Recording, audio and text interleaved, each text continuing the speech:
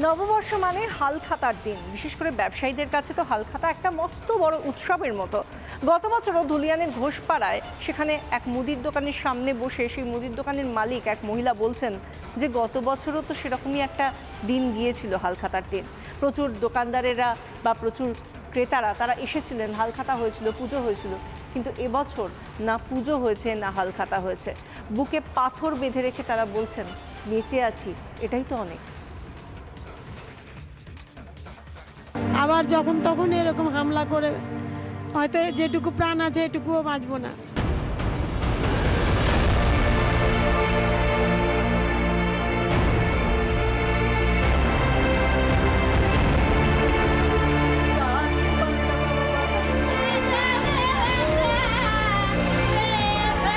মানুষ বড় কাঁদছে, তুমি মানুষ হয়ে পাশে দাঁড়াও।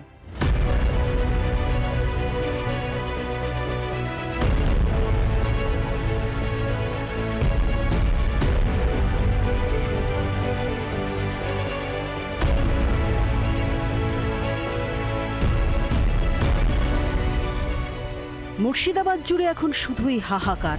মুর্শিদাবাদের শামশেরগঞ্জের এই ধুলিয়ান ঘোষপাড়ায় এই দোকানে আজ নেই আনন্দ, নেই হালখাতা, অথচ এখানেই হয়তো আজ হালখাতার উৎসব হতো, নববর্ষের আনন্দ হতো, নবান্ন হতো হয়তো, কিন্তু যে চাল দোকানের তা পড়ে রয়েছে এবং তাতে মাছি ঘুরে বেড়াচ্ছে।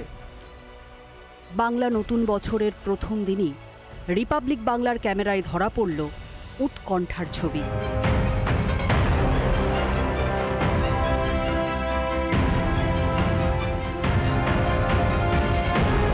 হিন্দু বিরোধীদের হামলায় ধুলিয়ানের ঘোষপাড়ার এই মুদি দোকানের সব শেষ। গোটা দোকান জুড়ে হামলা চালিয়েছে, সেই হামলার যে ছবি সেটা একেবারে পড়ে রয়েছে। দেখুন, লুটপাট চালানো, তছনছ করে দেওয়া হয়েছে গোটা দোকান, একেবারে যে কাঁচের যে শোকেস ছিল এমনকি বিভিন্ন জায়গা সবকিছু ভেঙে ফেলা হয়েছে সমস্ত কিছু। নবাবের জেলায় নববর্ষে আতঙ্কের প্রহর। আজকের দিনে তো কত আনন্দ করতাম, পুজো দিতাম, আজ কত প্রসাদ বিতরণ করতাম, কিছু করতে পারছি না আজ আমরা। আমাদের এমন অবস্থা করে দিয়েছে যে 4টা পয়সা নাই কাছে, কি 2টো ফল আনবো, কি 2টো পুজো করব, কি ঠাকুর আনবো, কিছু করতে পারছি না আমরা আজকে। এমন আমাদের বুকে পাথর বেঁধে আছি যে আমরা হয়তো প্রাণে বাঁচবো কি না। যদি এখানে বিএসএফ ক্যাম্প না দেয় তো বোধহয় এটুকুও প্রাণ থাকবে না, আমাদের প্রাণ চলে যাবে। ওয়াকফ আইনের বিরুদ্ধে আন্দোলন নয়, চলেছে লুটপাট।